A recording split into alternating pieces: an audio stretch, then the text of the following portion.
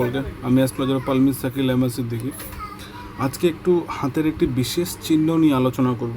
সেই চিহ্নটিকে আমরা mystery cross বলে জানি। যে চিহ্নটি হৃদয় রেখা এবং মস্তিষ্ক রেখার ঠিক মাঝে থাকে।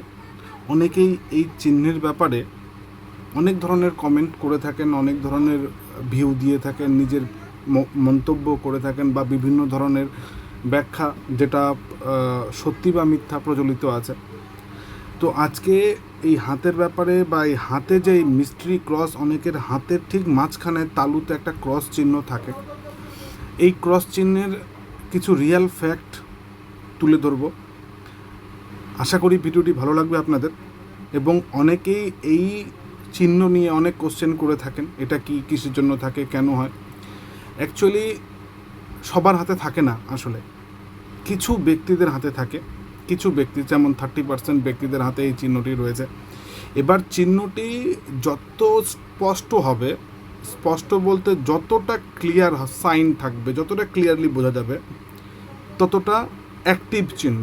এবং যতটা দুর্বল থাকবে, দুর্বল বলতে এরকম হবে দাগ দাগ দাগ দাগ আছে, হালকা আছে, বোঝা যাচ্ছে না ঠিক, এটাকে ঠিক আমরা এই ক্রস চিহ্ন ধরবো না।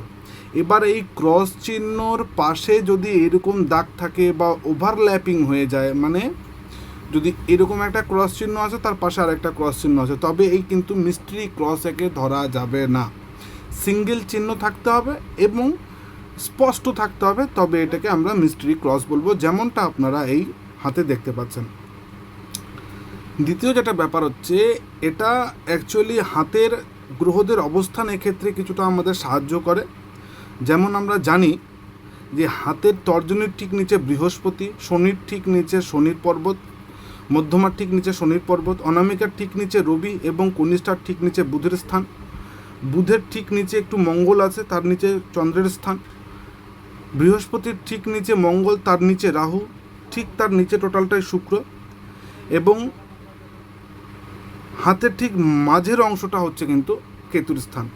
তার মানে আমরা যদি দেখি তো দেখতে পাবো ঠিক কেতুর স্থানে কিন্তু এই চিহ্নটি বা মিস্ট্রি ক্রসটি রয়েছে। এবার কেন মিস্ট্রি? কেতু হচ্ছে মিস্টিরিয়াস প্ল্যানেট, যেখানে একটু আধ্যাত্মিক যোগ থাকে, যেখানে একটু আধ্যাত্মিক প্রকৃতি দেখা যায়, এটা কিন্তু অ্যাক্টিভ কেতুর লক্ষণ। কেতু হচ্ছে আমাদের মুখ্য, আমাদের ধর্ম, আমাদের বিচ্ছেদ একটু বোঝায়, আমাদের মুক্তি বোঝায়, আমাদের ড্রাগ রিলেটেড ব্যাপারগুলো বোঝায়, মানে মেডিসিন রিলেটেড ব্যাপারগুলো বোঝায়, গুপ্ত রোগ সংক্রান্ত বিষয়গুলো বোঝায়, গুপ্ত প্রাপ্তিগুলো বোঝায়, ধর্মকে বোঝায়, ভগবানের প্রাপ্তিকে বোঝায়, ঐশ্বরিক ক্ষমতাকে, স্পিরিচুয়াল পাওয়ারকে, আমাদের মনের আধ্যাত্মিক শক্তিকে, আমাদের আন্তরিক চেতনাকে কিন্তু এই কেতু নির্দেশ করে। এবার এই চিহ্নটি যে সমস্ত জাতক জাতিকাদের হাতে রয়েছে, তারা খুব স্পিরিচুয়াল, মানে ইন্টারনালি খুব স্পিরিচুয়াল, মানে মানসিক দিক থেকে তারা খুব কানেক্টেড হয় ঐশ্বরিক শক্তির সাথে। যেমন তাদের সিক্সথ সেন্স খুব কিন্তু স্ট্রং থাকে, তাদের সিক্সথ সেন্স খুব স্ট্রং হবে। দ্বিতীয়ত যেটা হচ্ছে, যে সমস্ত জাতক জাতিকাদের হাতে এই মিস্ট্রি ক্রস থাকে, সেই মিস্ট্রি ক্রসের দ্বারা তারা কিন্তু কিছু আধ্যাত্মিক শক্তি, মানে তারা যা চিন্তা করে, তারা যা বলে, তারা যা ভাবে, তারা যা কনক্লুশনে নিয়ে আসে, তাদের থিঙ্কিংয়ে নিয়ে আসে, আগে বা পরে সেটা কিন্তু সত্যি হয়ে যায়। এরকম প্রত্যক্ষ প্রমাণ আছে বলেই বলছি।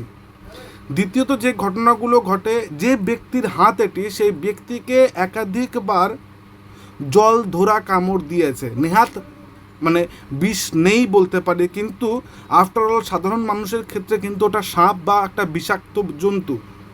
তো যাদের হাতে এই মিস্ট্রি ক্রস থাকে, তারা কিন্তু একাধিকবার বা একবারও হতে পারে কুকুর, বেড়াল বা কোনো হিংস্র পশু, বিষাক্ত জন্তুর দ্বারা আক্রমণ পেতে পারে বা তাদের ক্ষতি হতে পারে।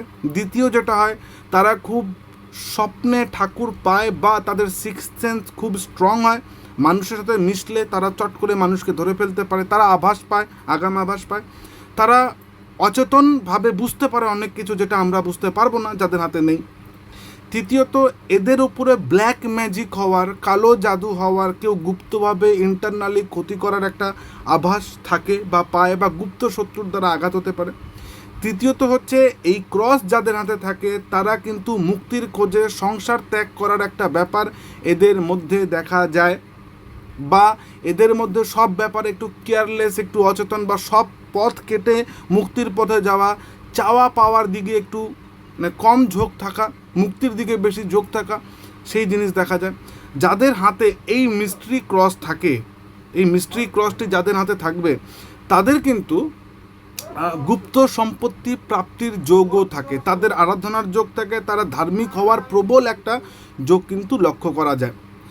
তো যাদের হাতেই এই মিস্ট্রি ক্রস রয়েছে তাদের সাথে যদি বৃহস্পতি ভালো থাকে, শনি ভালো থাকে, মঙ্গল ভালো থাকে, তাদের একাধিক সম্পত্তি, মৃত ব্যক্তির সম্পত্তি প্রাপ্তির যোগ থাকে।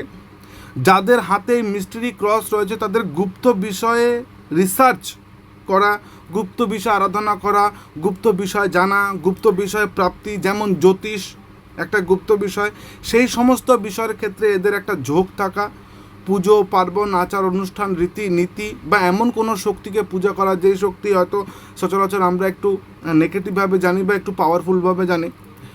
তৃতীয়ত এই মিস্ট্রি ক্রস যাদের হাতে থাকে তারা কিন্তু একদিক থেকে খুব হতভাগা হয়, কারণ তাদের সব কিছুতে বাধা, সব কিছুতে লেট, সব কিছুতে একটা কিছু দিন কানেকশান থাকবে, তারপরে সেই কানেকশান ব্রেক হয়ে যায় এবং সব কিছু তাদের বিচ্ছেদ ছাড়া বা লাভ নেই বা কোনো প্রফিট তারা খোঁজে না, কাজে তাদের মনে কিন্তু এনার্জি লেস হয়ে যায়। যাই হোক, যেটা মূল বিষয় বলার, যদি কারো হাতে এই মিস্ট্রি ক্রস থাকে তারা তাদের ফ্যামিলিগত হোক, বাইরের হোক, কর্মস্থান থেকে হোক, পারিবারিক দিক থেকে হোক, বন্ধুবান্ধব দিক থেকে হোক, সম্পর্ক থেকে হোক, গুপ্ত শত্রুতা থেকে সাবধান, ব্ল্যাক ম্যাজিক থেকে সাবধান, জন্তু জানোয়ার থেকে সাবধান, ভগবান না করুক কারো কিছু হোক, কিন্তু সাবধান থাকবেন একদম। আর যাদের হাতে রয়েছে কাইন্ডলি কমেন্ট করে অবশ্যই জানাবেন, বা নম্বর দিয়ে দিচ্ছি সেখানে হোয়াটসঅ্যাপ করে নেবেন। ধন্যবাদ।